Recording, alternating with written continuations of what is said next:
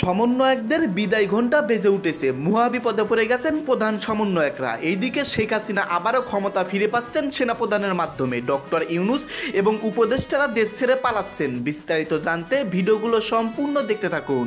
এনসিপির প্রধান আহ্বায়ক যিনি, তিনি কি আসলে ভয় পেলেন, নাকি এটাও কোনো দলীয় সিদ্ধান্ত? একের পর এক এমন এমন মন্তব্য তারা করছেন। কেউ কেউ বলছেন যে ভাই, এই মুহূর্তে যদি এনসিপি নির্বাচন করে সারা বাংলাদেশে 10টা সিট পাবে না কিনা, এটাও একটা সন্দেহের প্রশ্ন। প্রশাসন কাজ করছে বিএনপির হয়ে, এই অবস্থায় ভোট সম্ভব নয়। নাহিদের নিশানায় ইউনূস। মাননীয় প্রধানমন্ত্রী বঙ্গবন্ধু কন্যা শেখ হাসিনা সম্পূর্ণ সুস্থ আছেন এবং মাননীয় প্রধানমন্ত্রী বঙ্গবন্ধু কন্যা শেখ হাসিনা দলের নেতাকর্মীদেরকে সকলকে ইনস্ট্রাকশন দিয়ে যাচ্ছেন। আসসালামু আলাইকুম সম্মানিত দর্শক, আজকের ভিডিওটি অত্যন্ত গুরুত্বপূর্ণ, অনেক স্পেশাল। ভিডিওটি আপনারা কোনো ধরনের টানাটানি না করে সম্পূর্ণ দেখবেন। প্রিয় দর্শক মণ্ডলী, অবশেষে সমন্বয়কদের নতুন রাজনৈতিক দল জাতীয় নাগরিক পার্টির সমস্ত চাঞ্চল্যকর তথ্য বেরিয়ে এসেছে এবং তাদের দল একেবারে ধ্বংস হতে চলেছে। প্রিয় দর্শক মণ্ডলী, এইদিকে আবার শেখ হাসিনা তার নেতাকর্মীদের জরুরি নির্দেশনা দিয়েছেন। শেখ হাসিনা কি বলতেছেন তার নেতাকর্মীদের? এইদিকে আবার সেনাপ্রধান জেনারেল ওয়াকারুজ্জামান শেখ হাসিনা ক্ষমতায় বসাতে চলেছে খুব শীঘ্রই। এদিকে আবার ডক্টর মোহাম্মদ ইউনূস খুব শীঘ্রই তিনি ক্ষমতা ছাড়তে চলেছেন, কারণ নানান ধরনের চাপে। সবকিছু মিলিয়ে আজকের এই ভিডিওটি অত্যন্ত গুরুত্বপূর্ণ হতে চলেছে। তাছাড়া বর্তমান দেশের পরিস্থিতি খুবই উত্তপ্ত, যে কোনো মুহূর্তে যে কোনো ঘটনা আপনারা শুনতে পারবেন। সম্মানিত দর্শক, বেশি কথা না বাড়িয়ে আমরা মূল ভিডিওতে চলে যাই। আপনারা মনোযোগ সহকারে ভিডিওগুলো সম্পূর্ণ দেখতে থাকুন। এনসিপির প্রধান আহ্বায়ক যিনি, তিনি কি আসলে ভয় পেলেন, নাকি এটাও কোনো দলীয় সিদ্ধান্ত? একের পর এক এমন এমন মন্তব্য তারা করছেন। কেউ কেউ বলছেন যে ভাই, এই মুহূর্তে যদি এনসিপি নির্বাচন করে প্রত্যেক সিটে যদি বিএনপি থাকে, জামাত ইসলাম থাকে, বিপরীতে এনসিপি থাকে, আওয়ামী লীগ জাতীয় পার্টির কথা বাদই দিলাম, সারা বাংলাদেশে 10টা সিট পাবে না কিনা, এটাও একটা সন্দেহের প্রশ্ন।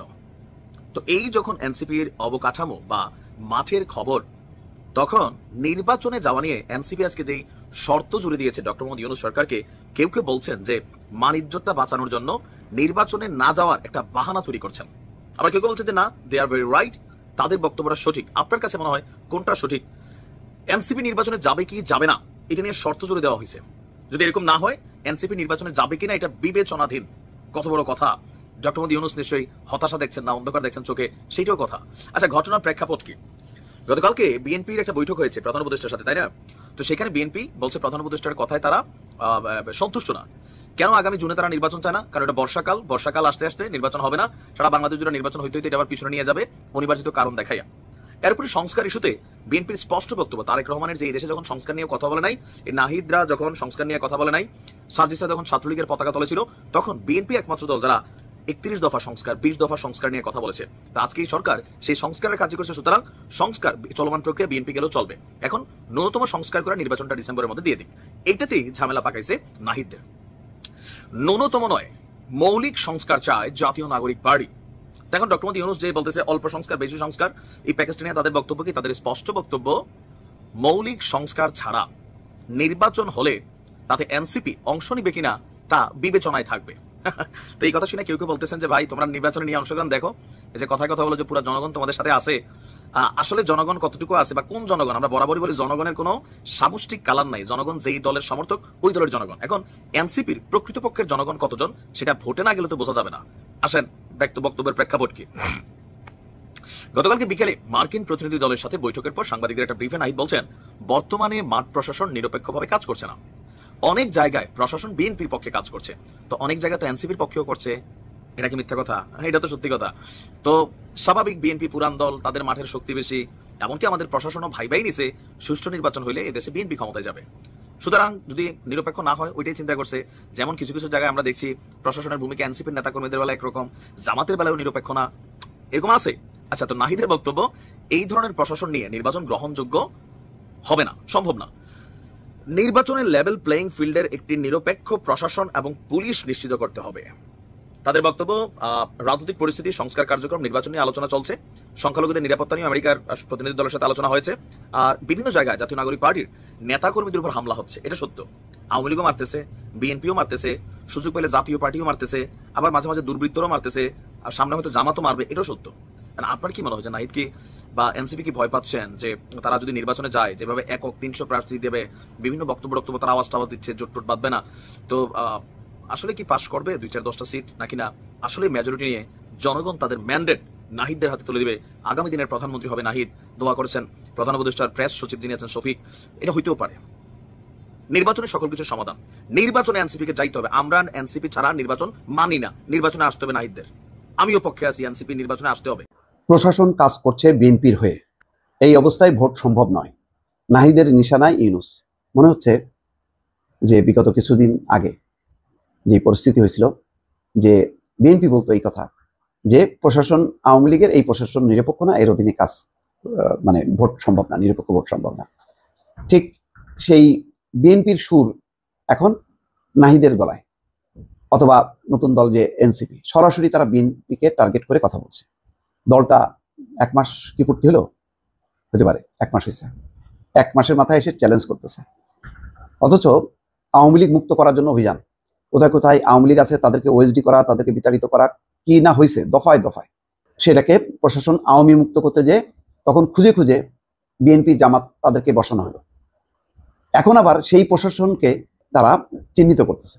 জামাতও ক্ষমতায় নেই, বিএনপিও ক্ষমতায় নেই। এখন হয় তারা নিরপেক্ষ প্রশাসনে যারা উচ্চ পর্যায়ে আছে, নতুবা তারা বিএনপি বা জামাত সমর্থক। এই ব্যাপারে তো কোনো সন্দেহ নেই, এটা তো নাহিদ জানে। তাহলে এখন যে নিরপেক্ষ প্রশাসন হবে, কোথা থেকে নিয়ে আসবে? আকাশ থেকে নিয়ে আসবে, বাতাস থেকে নিয়ে আসবে, পাতাল থেকে নিয়ে আসবে, কোথা থেকে নিয়ে এসে কাদেরকে বসাবে আর কিভাবে নির্বাচন হবে? মানে এমন একটা কথা নাহিদ ইসলাম বললেন যেটার আর কোনো সমাধান নেই। এবং এটা খুবই দুঃখজনক। এটা জুলাইয়ের যে গণঅভ্যুত্থানের যে চেতনা, সেই চেতনাটার প্রতিফলন ঘটলো কিনা। এখন ক্ষমতায় না থাকার পরেও এই প্রশাসনকে যদি মানে বিএনপি হিসাবে বলা হয়, এবং বলা হয় যে এই প্রশাসনের অধীনে নির্বাচন সম্ভব না, যেই বিএনপি 15 বছর ধরে আন্দোলন সংগ্রাম করলো, তাদের অনেক সমর্থক কর্মকর্তা, তাদেরকে ওএসডি করা হয়েছে, চাকরিচ্যুত করা হয়েছে, কিনা নির্যাতন নিপীড়ন করা হয়েছে, তারা বঞ্চিত, পদবঞ্চিত হয়েছে। তাদের কেউ ডেপুটি সেক্রেটারি উপরে উঠতে পারেনি বা জয়েন্ট সেক্রেটারি উঠতে পারেনি, বছরের পর বছর একই জায়গায় ফেলে রাখছে। সেই মানুষগুলো এখন আওয়ামী মুক্ত হওয়ার পর তাদেরকে এখন বিভিন্ন জায়গায় নিয়ে আসা হচ্ছে যে না, তাদের উপর ভর করে ইউনূস প্রশাসন চলবে। ডক্টর ইউনূস বলা হচ্ছে যে নাহিদের নিশানা ইউনূস কিভাবে হয়? যদি তাই হতো তাহলে ডক্টর ইউনূস যে আলোচনা হলো বিএনপির সঙ্গে, তাহলে তো সাথে সাথে বলে দিত যে আচ্ছা ঠিক আছে, হোক, ডিসেম্বরের মধ্যে নির্বাচন। বললো তো না। তাহলে কিভাবে অভিযুক্ত করতেছে? এই প্রশাসন বিএনপির মানেই তো হলো ডক্টর মোহাম্মদ ইউনূসকে অভিযুক্ত করা। এমন একটা কথা বললো, আমি এই কথাটার এখনো পর্যন্ত বিএনপির কাছে কোনো উত্তর পাইনি, কিন্তু আমি নিজে কোনো তালগোল মিলাইতে পারছি না। তাহলে কোথা থেকে নিয়ে এসে এই প্রশাসন সাজাবে, কিভাবে নিরপেক্ষর মডেলটা কি? আমি এটা জানতে চাই, বিস্তারিত ব্যাখ্যা চাই। এই যে তারা ইউরোপীয় প্রতিনিধি দল, তাদের সাথে বৈঠকের পর সাংবাদিকদের কাছে বলছেন যে এখন যে পরিস্থিতি, এখানে এই প্রশাসনের অধীনে নির্বাচন করা সম্ভব না। তাহলে ডক্টর ইউনূস বেছে বেছে জামাত বিএনপি বসালো, কাদেরকে বসানো উচিত ছিল? কাদেরকে বসাবে?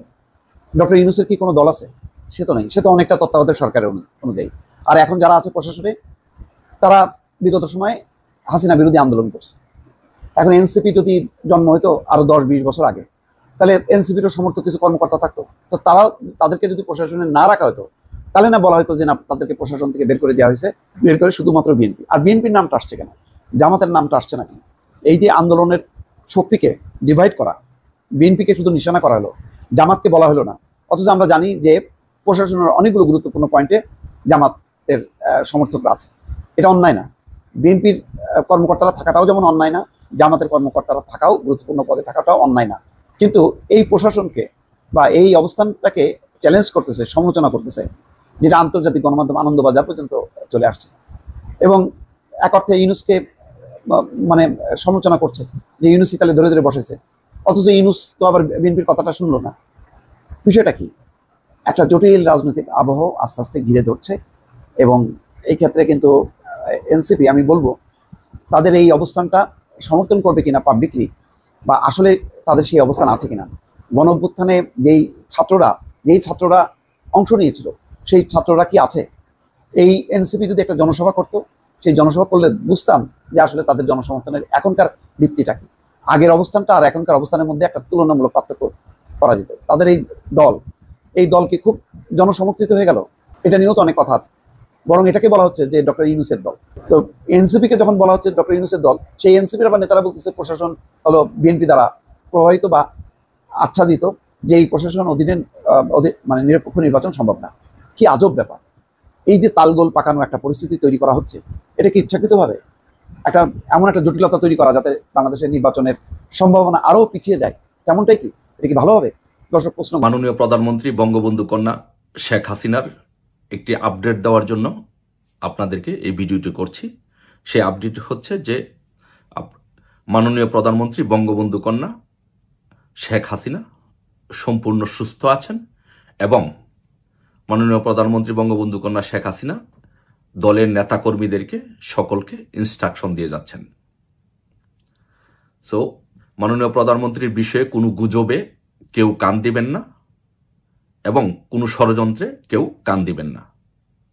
ইনশাল্লাহ আল্লাহর রহমতে আমাদের নেত্রী মাননীয় প্রধানমন্ত্রী বঙ্গবন্ধু কন্যা শেখ হাসিনা সম্পূর্ণ সুস্থ আছেন এবং দলীয় নেতাকর্মীদেরকে ইনস্ট্রাকশন দিয়ে যাচ্ছেন এবং উনি সবাইকে, দেশবাসীকে সবাইকে আহ্বান করেছেন এবং ইন্টারন্যাশনাল কমিউনিটিকে, বিভিন্ন দেশকে আহ্বান করেছেন যে দেশের মানুষের ক্ষতি হোক বা দেশের মানুষের ক্ষতি হয় বা দেশের ক্ষতি হয় এইরকম কোনো কাজ যেন না করা হয়।